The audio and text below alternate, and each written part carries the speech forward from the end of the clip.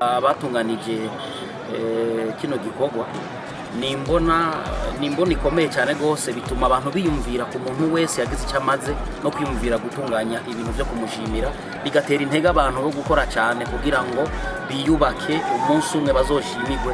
Biratera intege cyane abantu basanzwe bakina umupira w'amaguru.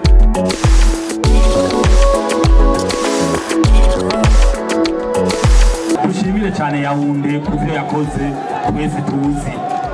Hariho abavuze bamwumva, hariho abakuze bamubona, n'ubu bakimubona. Ibikorwa rero yakoze ntawe utobishima, n'ibintu bikwiye guterwa iteka bigaterwa intege. Rero nta twishi mfise n'uvuga, mugabo natwe muri FFP twari twavuze tuti ni byiza yuko tuza tuzanye agaseke gashobora kubandanya gafasha umuryango wa Koca Yaounde mu kwibuka ivyo byiza yadukoreye umupira w'amaguru. Murakoze.